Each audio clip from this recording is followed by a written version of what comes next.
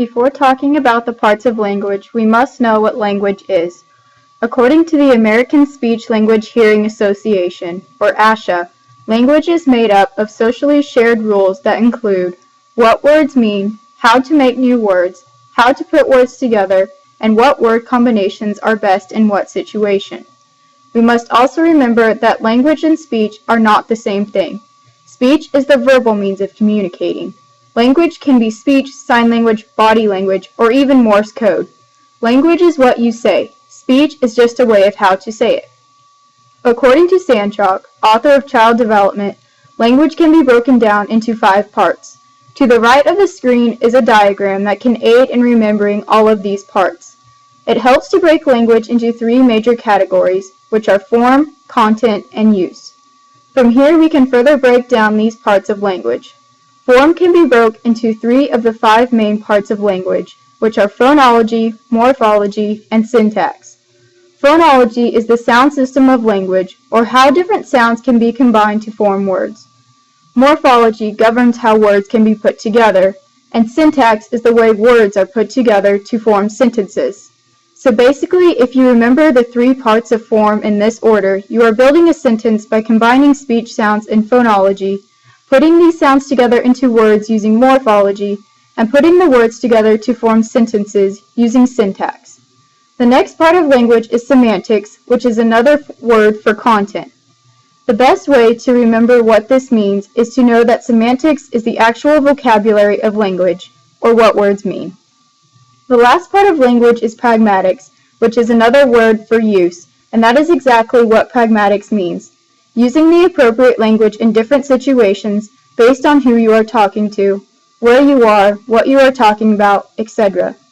Now that we know the parts of language, we can explore it through the lifespan. Language during infancy can also be called pre-language. Babies cry from the day they are born, but they do not coo until about 1 or 2 months. In the top picture, you can see a newborn crying, and his big brother does not know what he wants. A coo usually expresses pleasure from an outside stimulus. According to authors of Introduction to Communication Disorders, infants can learn stimulus response sequences in which the parent shows the infant that they value certain behaviors.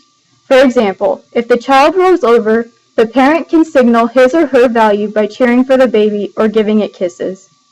At about 6 months of age, the child can begin to exhibit babbling. Babbling usually consists of phonetically consistent forms, or consistent vocal patterns that function as meaningful words for the infant. At about 9 months, the child will begin to communicate through gestures, usually as a request or to attract attention, or maybe even trying to help. For example, in the bottom picture, Big Sister tries to stop her little brother's crying by giving up her pacifier. And finally, at about 12 months of age, a child speaks their first words. At 18 months, a child should be able to speak about 50 words and combine 2 words that make sense to others. Most of these 2-word utterances leave out most parts of speech. When they leave out these parts of speech, such as articles, they are using telegraphic speech. By 2 years, a child is able to express 150 to 300 words, and at 3 to 4 years is able to express 900 to 1500 words. At this age, a child can comprehend about 2 to 3 times as many words as they can express. You may have noticed that children are learning a lot of words within 2 years. A reason for this could be that the child is practicing fast mapping, a process that helps children learn the connection between a word and its reference so quickly. By the time a child begins elementary school, they have acquired 90% of adult form, meaning they can form sounds, words, and sentences almost to the ability of an adult. This may be due to the use of metalinguistic skills or their knowledge and understanding of language. They are now able to understand the parts of speech and even discuss the sounds of language.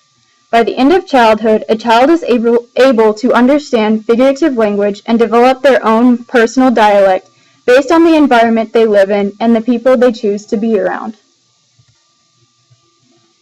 If given the proper education, an adult's language development should slow with age, as they already know most of its mechanics.